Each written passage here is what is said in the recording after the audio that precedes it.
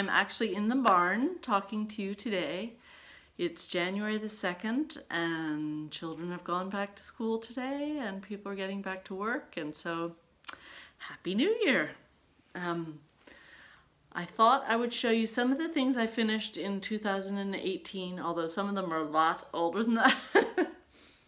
But these were ones I finished, and this actually is one that I got a lot of likes on Instagram, so I thought I'd start with this. It's called Quaker Eiffel by Jardin Privé, and my pal Molly at Strawberry Sampler is the one who changed the colors for this, and I love it. If you Google this pattern, you'll see people have done all kinds of things with it, which is just, it's amazing to me how much a pattern can change when you alter the colors. But Molly came up with this combo, which I absolutely love, and I stitched this one to commemorate my husband and I took a big hike. We went to France and walked part of the Tour de Mont Blanc, which was fabulous. I didn't think I could do it. I did practice a little bit before we went, but our friends that we were going with assured me it was okay. It was more like a walk in the Alps. It was not, you know, we weren't sheer cliff face climbing or anything like that. We carried little day packs and we would walk a certain amount each day, and then we would stay in these places, refugios they're called, like, you know, like a little hostel place, but they were very nice and they served fabulous dinners. And we started in Italy and we crossed across to France, went through France, and then we crossed into Switzerland, I think, and then returned to France. So it was lovely. And we only hiked for about 3 or 4 days. If you do the whole thing, people can do it in a week. Some people run it. Some people bicycle it, which I cannot. We saw people bicycling. It was so scary to me because there are places where it's a very narrow little ledge that you're walking on. And I just couldn't even watch them. And of course you're having to press yourself back so they can get by on their bicycles. And I just thought, oh my gosh, this is crazy. And the people who do it round the clock 24 hours in a race, I can't imagine doing it at night, because there were a couple times I sort of stumbled, which was a little scary, but not really. I mean, most of the paths are plenty wide, and you know, or you're walking across fields and hills and things, but it was so wonderful. And then we ended up in Paris before we came home, and so I really wanted to stitch this. So this is Quaker Eiffel, and I just love Molly's color conversions. Again, it was the Strawberry Sampler in Pennsylvania where I got that pattern. I'd love to go back to France. You know, we were so tired by the time we got to Paris. We walked and walked. We walked down the Champs-Élysées and we watched all the tourists and the pretty shops. And I had wanted to go to one museum in particular, which we found out was closed the day we were there. And then after we walked and walked and walked through the Louvre and everything, we thought, oh, we're just so tired. We just need a cup of tea. So we headed back to the hotel, but I was thinking, why didn't we just hop in a cab? We didn't go see the Eiffel Tower. I could see it way in the distance, but I never actually got my little body close to it, you know, to even touch it or say I was really next to it. But my husband very smartly said to me, oh, well, that just gives us an excuse to go back. So I had to shut up about that. Here's another one I did. And this was funny because we did this when my husband and these same friends were doing a different hike that I refused to go on. This is a few months earlier on up near Vancouver, but I love this.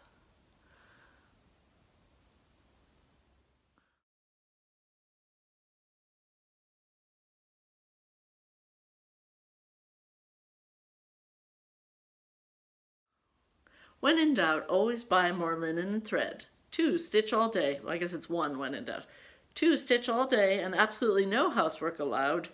3, always start a new project before the last one is finished, requiring a return to number 1. I think she's got my number, I'll tell you. I love that. This next one is quite a lot older. And it's funny because I had started it when I still had the mindset from many years ago when I had worked in a craft store and they did framing. I think I mentioned this in the last video. But we washed everything. They always said you absolutely wash everything in cold water. So I just plunged my things into cold water and I was thinking, no, you don't do that. And you don't, you know, especially if it's over-dyed floss, duh. But I think I got most of it up, but these little berries bled a little bit down here, which upset me, and I just kept rinsing and rinsing, and eventually it's sort of come out. But I don't know, that's either going to be a little pin keep maybe, or a little pillow or something. Snow.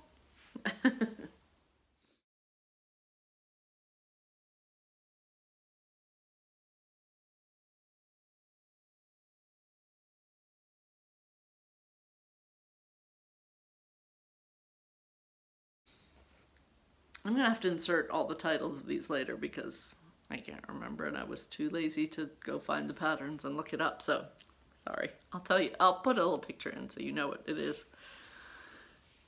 Here we go, Blizzard. I was really in a Christmas spirit, I think, all last year. But that one I like too. And I like the sheep are a little fuzzy, and again, washing these, I don't know what I was thinking. So they're they have little hearts in between the whisper, which bled a tiny bit, but you can't really see, so shouldn't point these things out.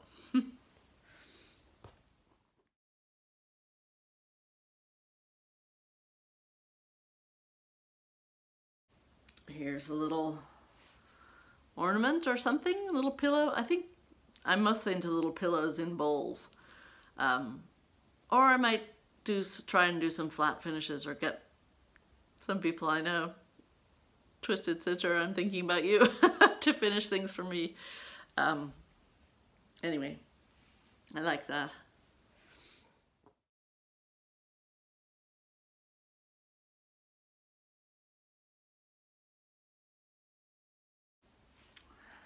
Here's another one. Hot cocoa or whatever it is. Milk, vanilla, sugar, and chocolate. Yum.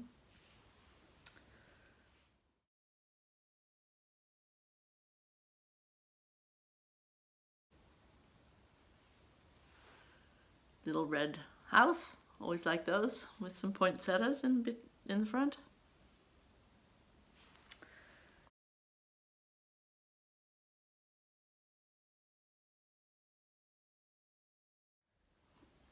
Here's a little snowman.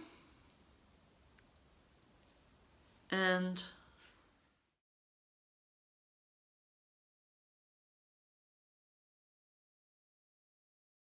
finally, this one's older, but I put this year on it because this is when I finished it. So that's gonna be another little pillow or pin keep or something. Not sure. They're all, I kind of like that for Valentine's Day because the hearts and the flowers in a heart shape there. I think that'd be fun to put out for Valentine's Day. And I put my initials and the date.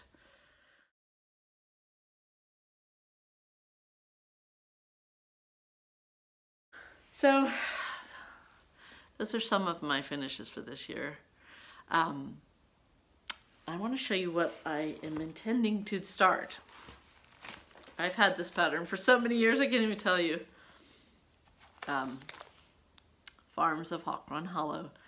I know there's people doing, there's a Hawk Run Hollow stitch along group on Facebook that I'm a part of, and I like their idea of just do one block a month.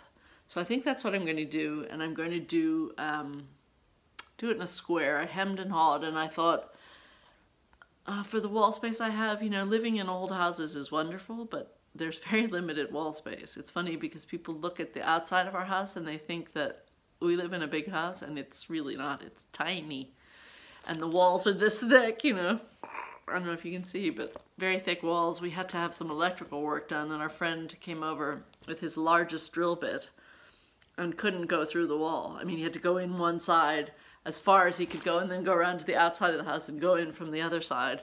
And he said, you know, it almost didn't meet. But it makes you feel snug and secure, which is a good thing. But the rooms are tiny, and of course there are no closets, hence hence the barn, because there was no place to put any craft supplies, and I'm a bit of a obsessive craft supply hoarder. So I did need my own space. It's funny because my daughter's class in English, they were reading Virginia Woolf, A Room of One's Own.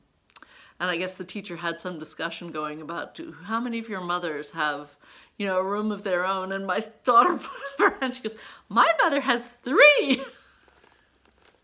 And her teacher, bless his heart, said, I respect that. So he's a man after my own heart too then.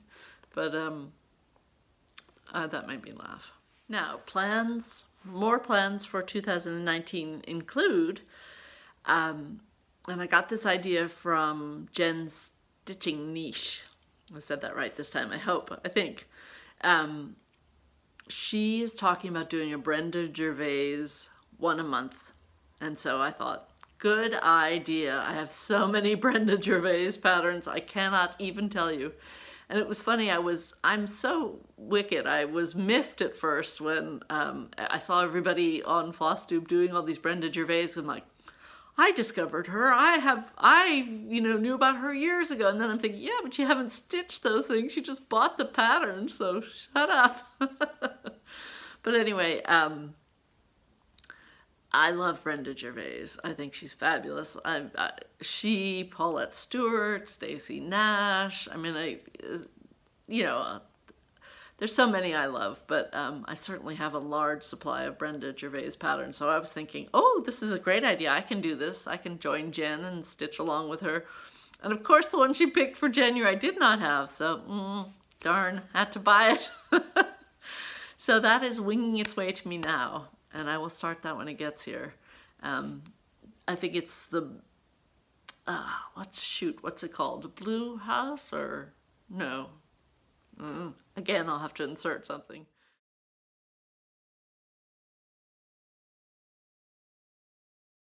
But it was very pretty. It looks samplery, and Jen was suggesting, instead of stitching it on 28 Lugana over 1, which, you know, the schoolhouse samplers were done on that. Oh, I didn't show those. I did those this year. I love those. She's going to do it over 40. And so I think I might try that too. I'll do that. Just so we can be twinsies. And then what other plans do I have? Well, my big thing that I'm supposed to be doing is stitching from stash, of course. Somebody had talked about February finish month, which I thought was a great idea. Like, for the month of February, get all your whips finished, and also I'm really going to try this year just to buy fabric and floss as needed. Because honestly, if I showed you the patterns I have, you would fall over. I'm sure I'm in good company, but I really want to get a lot done from the things I have. And I know I'll be tempted and I will buy things. And I'm of course going on my bus tour in March, so I will definitely buy some things then. But I always think about a few years ago, a neighbor of ours moved away. And before they moved, they were downsizing and going into a retirement home, I think. They had these endless yard sales that would seem to be going on every weekend. And so my husband and I wandered up the road and had a look to see what she had. And towards the end of all these sales, she was getting desperate because she had to get rid of this stuff. And she said, Valerie, you like to make stuff here. I've got all these fabrics and patterns and things. You take them, you take them. I just want you to have them. And I thought that was so kind. That was so nice of her. But I got these things home and, you know, they smelled musty and they were kind of dusty and very outdated. And I thought, oh, I do not want to end up like this. I want to use the things I have. You know, I look at some of the patterns and things I have now and I think, what was I thinking? In fact, I think that's going to be a new segment. What was I thinking?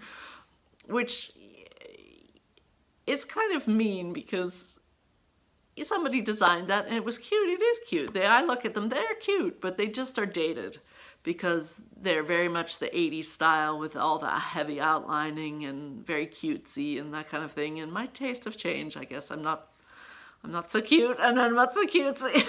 I'm not into cutesy. So I don't mean to be turning my nose up at things, but it is pretty funny when I look at some of these things. I'm thinking, oh, I will never stitch this. Which I should just say it differently. I should say, you know, I'm never going to stitch this, so I should give it up. But it might be fun to have a look at some of those. We'll see. I got cold, so I had to put another jacket on. I think I will end here. I'll say goodbye. But I will just maybe insert some pictures of some older finishes just for fun and say Happy New Year again to everybody.